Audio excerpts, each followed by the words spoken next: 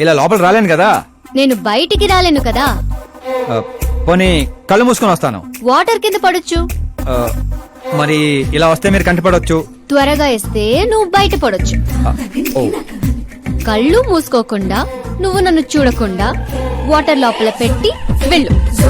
సిద్ధప్ప గారు good morning. Morning. ఏంటి శాస్త్రి గారు ఇంత లేటు? ఎంగేజ్మెంట్ రింగులు పూజలో పెట్టి తీసుకొస్తున్నానండి. అందరూ మీకోసం వెయిటింగ్. మంచి కలర్ఫుల్ గా ఉన్నారు. ఏమిటి కదా?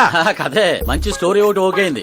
మంచి స్టోరీయా? ఆ. ఏంటది? Real story. రియల్ స్టోరీనా? యా. అంటే అన్నమయ్య, రాధాసు, పాండురంగడ్ లాంటి పవిత్రమైన లైఫ్ స్టోరీయా? పోకిరి, రచ్చ, దేశముద్రు, గబ్బర్ సింగ్ లాంటి ఎంటర్టైనర్స్. అబ్బాబాబాబాబా, ఎవరండి మిమ్మల్ని ఎంతగా ఇన్స్పైర్ చేసిన వారు? ఇంకెవరు, మన ఆకాశ్ నారాయణ. అమ్మా వాడా?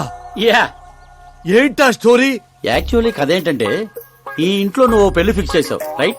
అవును ఈ ఇంటికి ఓ పనోడు వచ్చాడు. అవును అందరూ వాడిని సెక్యూరిటీ గార్డ్ అనుకుంటున్నారు. అవును. కానీ వాడు ఈ ఇంటికి వచ్చిందే ఆ పిల్లను పడేయటానికి.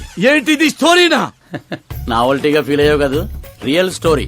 అదే రియల్ స్టోరీయా సార్? నేను చెప్పేది అదే ఎర్రిపంతులు. మీరు సూపర్ అండి బాబోయ్. ఎవడైనా ఆవులిస్తే పేగులు లెక్క పెడతాడు. వాడు పేగుల్లో ఉన్న పలావురు కూడా లెక్క పెట్టేశాడు సార్. ఈ డైలాగ్ బాగుంది, నా సినిమాలో వాడేస్తా. ఆల్రెడీ వాడు నిన్ను వాడేస్తున్నాడు రా వెర్రి పుష్పం.